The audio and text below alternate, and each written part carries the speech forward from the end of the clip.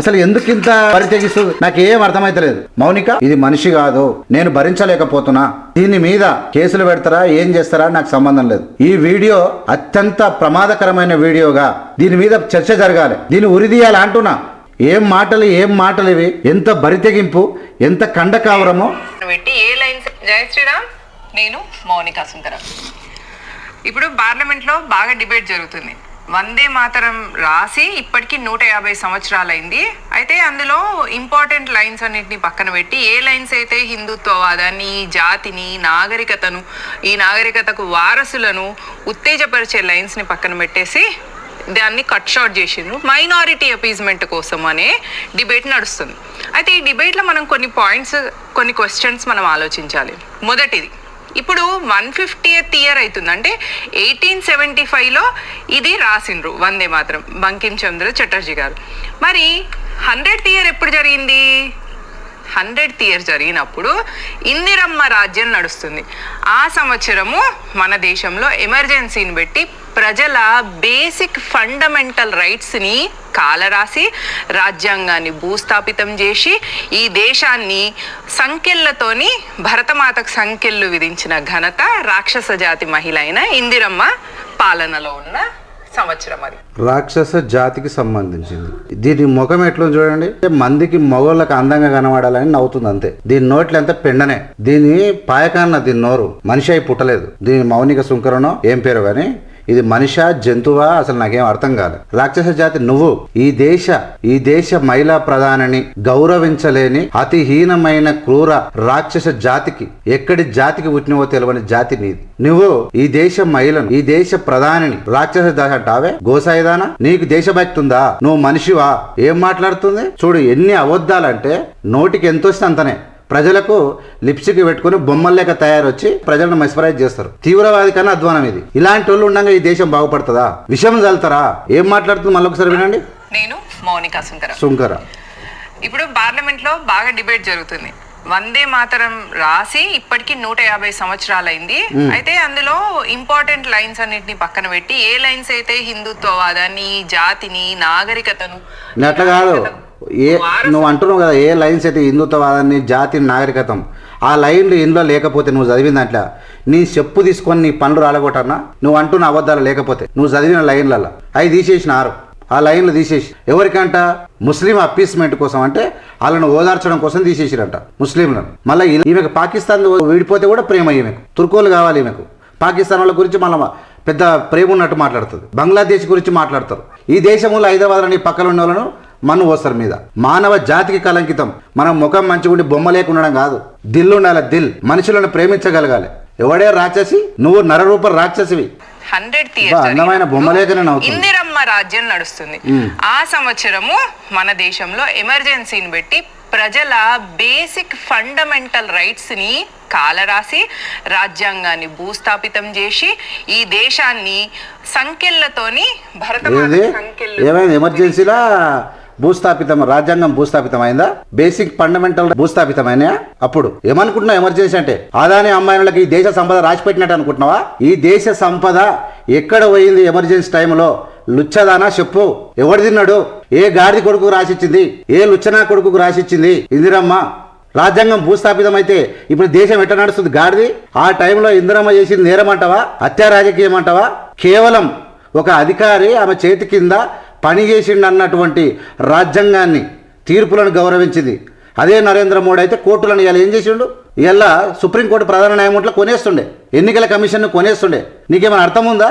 Emergency విషయంలో ఇలా supreme court ప్రధాన న్యాయమూర్తిని ఎక్కడ కూడా వాళ్ళ జోలికోకుండా ఆమె ఏం చెప్పింది? ఎమర్జెన్సీలో ఏమన్నా ఈ భూములు అమ్ముకుందా? బ్యాంకులు తీసేసిందా? పోలీసులను అమ్ముకుందా? ఈ దేశ సంపదను అమ్ముకుందా? ఆదాయ అమ్మాయిలకు కట్టబెట్టిందా? ఉద్యోగాలను తీసేసిందా? నిరుద్యోగాన్ని పెంచి పోషించిందా? కులమతాలకు శిక్ష పెట్టిందా? ఎన్ని రోజులు? కేవలం కొన్ని రోజులు జీతభత్యాలలో అధికంగా రావాల్సినటువంటి స్కేళ్లలో అదనంగా వచ్చినాయి. అదనంగా టీఏడిఏలు అవి కొంచెం ఆపిరు అంతే. ఎందుకంటే పెద్ద ఎత్తున జరగదు కాబట్టి. దాన్ని మీరు ఇష్టం వచ్చినట్టు చేస్తే మాత్రం మర్యాద ఉండదు.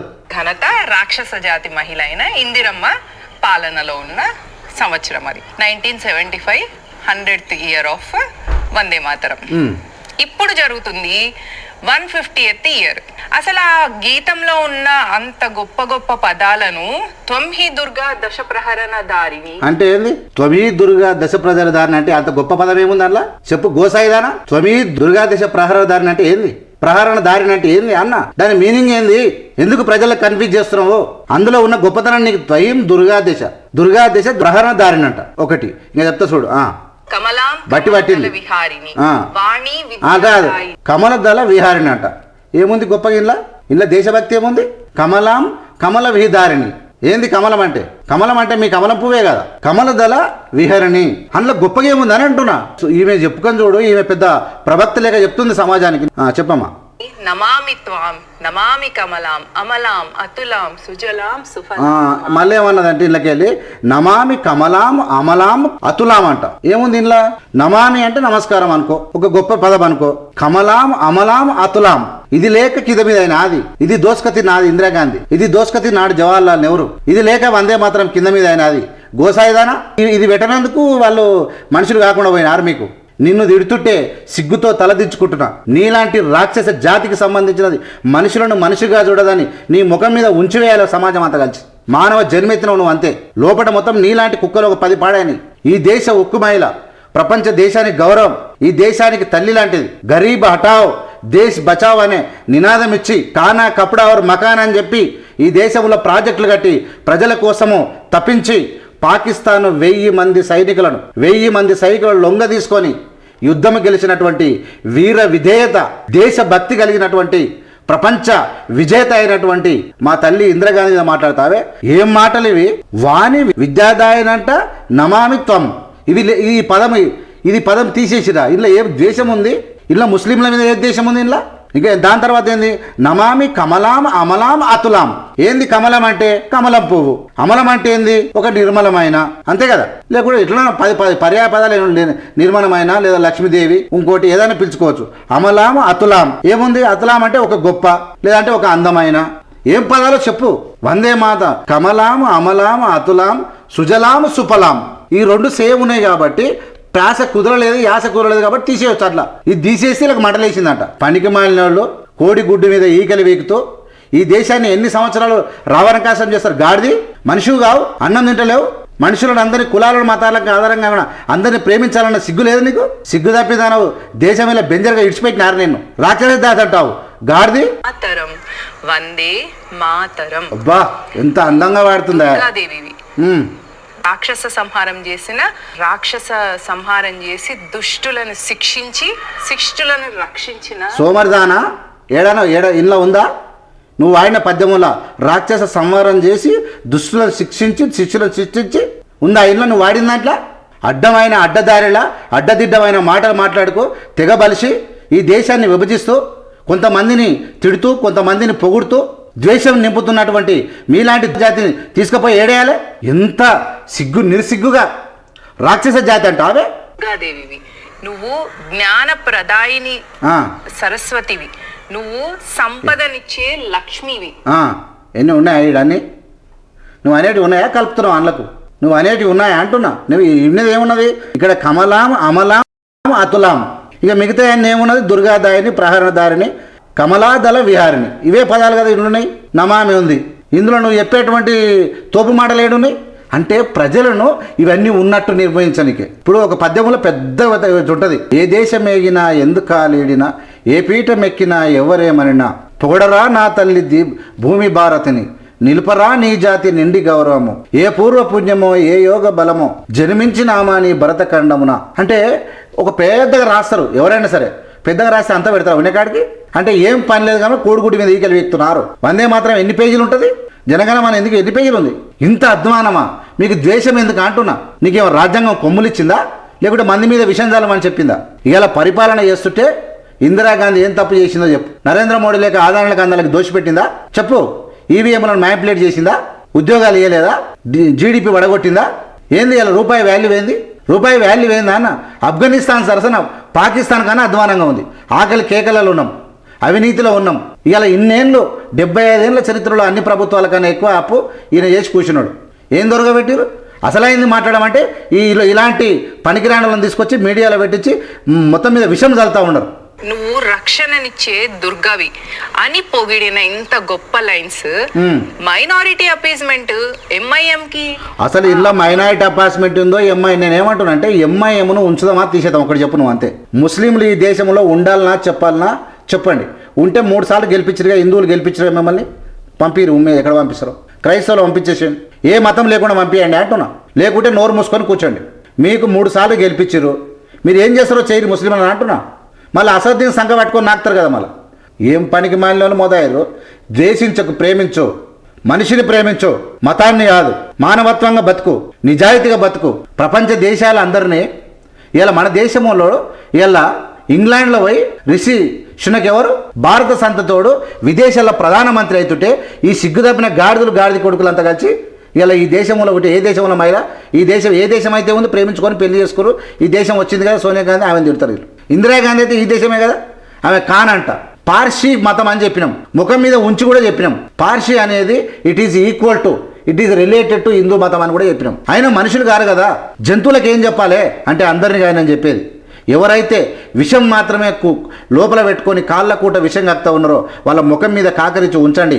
ఈ వీడియోను షేర్ చేయడం ద్వారా, సబ్స్క్రైబ్ చేయడం ద్వారా కాకరించి ఉంచుతుంది ఇలా ముఖం మీద. పని కట్టుకొని వస్తున్నారు. పేదలకు ఇలా వందే మాత్రమే చర్చ పేదోని కూడు పెడుతుందా, ఉద్యోగం పెడుతుందా, ఆకలి చావులు పెడుతుందా, నిరక్షరాస్యతకు పెడుతుందా? సస్తున్న ప్రజలకు ఏం చెప్తావు గాడిది? మన జిన్నా ముస్లిం లీగ్ కంటే కూడా నెహ్రూకే ఎక్కువ ఇరిటేషన్ వచ్చినాయి ఈ లైన్స్ కి. అందుకనే చెప్పినాడు వాటిని కట్ షార్ట్ చేసి 19 నేనేమంటున్నా అంటే కట్ షాట్ చేసిండో ఏం చేసిండో కానీ 19లో నెహ్రూకి ఎక్కువ వచ్చిందంట ఈ లైన్స్ మీద. ఏం లైన్లు అయ్యాయి అంటే తహీం దుర్గా దశ ప్రధాన దారిని అంట, కమలదళ విహరణి, ఇవి చూసి వచ్చిందంట. ఏముంది ఇంట్లో? ఒక పద్యం లేకుంది ఇంట్లో అంత గొప్పతనం ఏం లేదు. వందే మాతరం సుజలాం సుఫలాం మలయజ శీతలాం సశశామలాం మాతర. ఎంత అద్భుతంగా ఉందా! శుభ్రజ్యోత్స్న పులకిత యామిని పుల్లక సుమిత ద్రుమదల చోపిని సుమధుర వాసిని సువాసిని సుఖదాం వరదరం మాతరం వందే మాతరం అని ఒక అద్భుతంగా రాస్తే అందులో ఇవి లేవంట. ఏం లేవు? కమలాం అమలాం అతలాం లేదంట. అది లేక వీళ్ళు పరిశాన్ ఉన్నారంట. మరి అపీజ్మెంట్ చేసినా మీరు ఎన్ని కట్ షాట్ చేసినా, ఎంత మైనారిటీ అపీజ్మెంట్ చేసినా ఆ జాతి లక్షణం అట్లనే ఉంటది. వీళ్ళు చేసిన మైనారిటీ అపీజ్మెంట్ ని చూసి ముస్లింలకు ఒక థాట్ వచ్చింది ఏంటంటే వీళ్ళకు బేసిక్ గా వీళ్ళ సంస్కృతి పట్ల, వీళ్ళ నాగరికత పట్ల వీళ్ళకి ఎట్లాంటి అభిమానం లేదు. ఇట్లాంటి వాళ్ళు వేస్ట్, వీళ్ళకో దేశం, అందుకే దేశాన్ని ముక్కలు చేద్దామని 1947లో ముస్లిం లీగ్ భారతదేశాన్ని ముక్కలు చేసి ఒక ముక్కను గద్దె ఎత్తుకపోయినట్టు ఎత్తుకపోయింది. ఇప్పుడు నీకు ఆ ముక్క కావాలన్నా చెప్పు. నీకు ఆ ముక్క కావాలన్నా? ఈమె అద్భుతమైనటువంటి ఈమె శాస్త్రవేత్త, ఈమె చెప్తున్నది గద్దె ఎత్తుకపోయిందంట. తిన్నది అరగక మదం ఎక్కి మాట్లాడుతున్నావు నువ్వు. ఆ టైంలో జిన్నా ఏమేం చేసిండు, ఎన్ని అల్లాలు అయినాయి, ఎన్ని కథలు అయినాయి. ఈ దేశాన్ని మేము ఉండమని వాళ్ళు మొత్తుకుంటే ఇలా ఉన్న హైదరాబాదులో ఉన్న కొన్ని ముస్లిం కుటుంబాలనే ఓర్వలేకపోతున్నారు మీరు.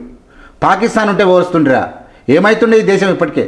ఈమె పాకిస్తాన్ మీద ప్రేమ కొట్టుకొచ్చింది మీకు అంటే మాట్లాడాలి కాబట్టి మాట్లాడుతున్నారు మీరు. ఇంత బరి తెగించారు ఎందుకమ్మా? చదువుకోలే? రాజ్యాంగం తెలియదా? దేశభక్తి లేదా మీకు? ఈ దేశ మాజీ ప్రధాని రాజ్యాజాతం అంట ముండా. దానికి కారణం ఓట్ చోరీ చేసిన కాంగ్రెస్, నెహ్రూ. ఓట్ చోరీ కాంగ్రెస్ ఇది మనిషా గాడిదా? నాకు అర్థం కాదు. ఇది ఇంత పిచ్చి పైచం ఎక్కి ఉన్నది ఏంది? ఏం చెప్తావు చూడు. చేసి సరే పోనీలే ఒక చిన్నపిల్లాడు అని చెప్పేసి పటేల్ వదిలిపెడితే ఆ చిన్నపిల్లాడు కాస్త రాక్షసుడు లెక్క తయారై ఆ రాక్షస వంశం మొత్తం, ఆ కుటుంబం మొత్తం ఇప్పుడు దేశాన్ని పట్టి పీడిస్తున్న ఒక దరిద్రం లాగా తయారైనరు. వీళ్ళే తక్కువైనట్టు, ఆయన కూతురు తక్కువైనట్టు, ఒక విదేశీ మహిళ విషకన్యలాగా రాజకుమారుల్లాగా ఉన్న మన రాజీవ్ గాంధీ మీద ప్రయోగించబడింది. ఆ విషకన్య వచ్చేసి రాజకుమారుడితోని ఈడ సంసారం చేసి ఇంకా రెండు కొత్త పిల్ల రాక్షసుల్ని అని ఆ పిల్ల రాక్షసుల్ని మన మీద వదిలిపెడితే ఇప్పుడు వాళ్ళని మనం భరించలేక వాళ్ళతో ఈ బరి తెగించిన ముండను ఏం చేస్తారో చేయండి మీరు. ఈ బరి తెగించిన ముండను ఏం చేస్తారో చేయండి మీరు అంటున్నా. ఏం మాట్లాడుతుంది? విషకన్య ఎవరే?